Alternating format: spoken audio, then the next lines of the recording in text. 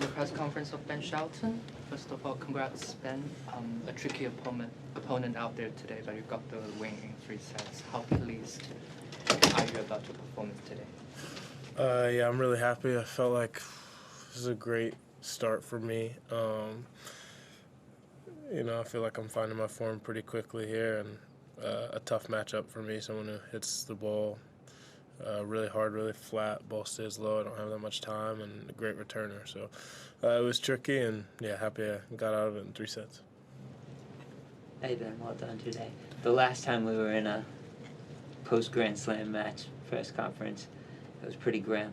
Yeah. And I was sort of like wondering, emotionally, what is it like to be back at this spot, given where you were 4 months ago? Yeah, it's great. I mean, Slams are my favorite tournaments. I'm always going to show up at Slams. Always going to be excited to be there. It feels like years ago that happened. I know it was only 4 months ago, but just a small bump in the road. And yeah, like I said, just really excited to be here in Australia. It's certainly one of my favorite tournaments, and yeah, I feel good about the way I'm playing. In that moment, did it feel like, geez, I wonder when I'm going to be playing in one of these big stages again? Like, the mind can go to pretty dark places pretty quickly. For me, not really. I guess I got my initial ultrasound before I went into the press room, so I kind of knew that structurally my shoulder looked good, and being out for a month, there's a lot worse things. I definitely have a good team, so I was confident in my ability to get back, but I'd say I was more worried when I was getting back on the court and kind of seeing how it felt hitting forehands, and that was the part that was a little more nerve-wracking. I was impressed by your form, also just taking out that fly when you sat down. That was another good shot by you. Thanks. You've been a really good starter, I guess, at Slams out of the gates so far. Is that something that feels automatic to you, being able to post up when you get? Because it is would look like a tricky trap match for a lot of people on paper, but you were ready and locked in, and I feel like you've become a pretty reliable first-round guy at majors. Yeah, I think that you're right. He was probably, the way he was playing too, in form, what he did last week was probably the toughest non-seeded player in the draw.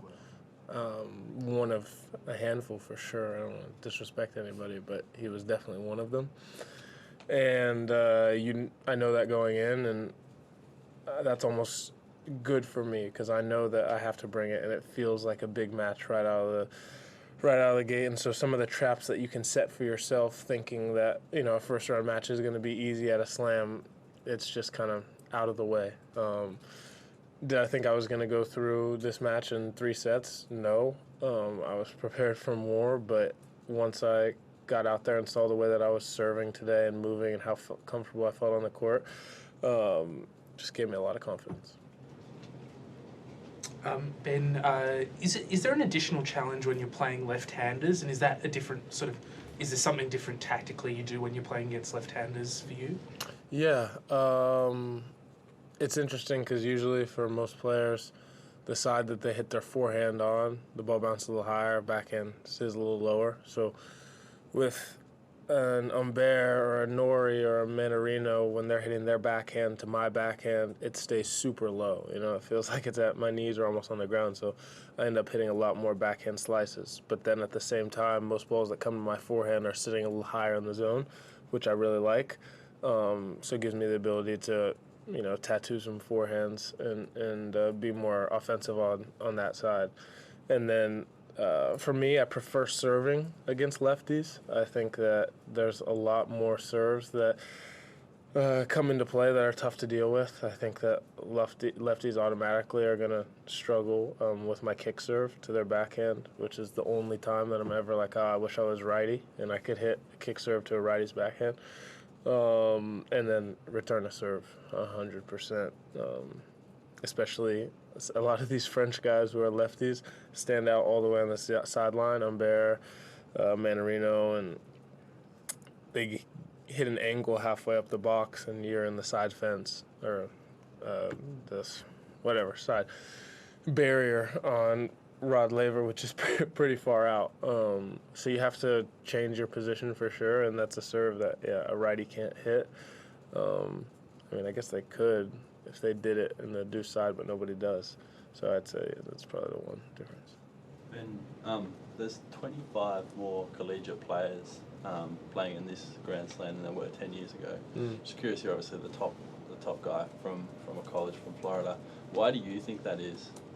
Yeah, I think there's just so many examples now of guys who have broken through, not just like barely in the top 100, but in the top 10, you know. Isner, you know, and then Nori. That's who, like, for me, my dad was handing me sheets when I was in college of Nori's progression, how he made it in 3 years after leaving college, or 2 years, you know, and really established himself in the top 100. And so I was kind of looking at, you know, his results at Challengers, or Futures and then Challengers, kind of coming out of college, and he did 3 years.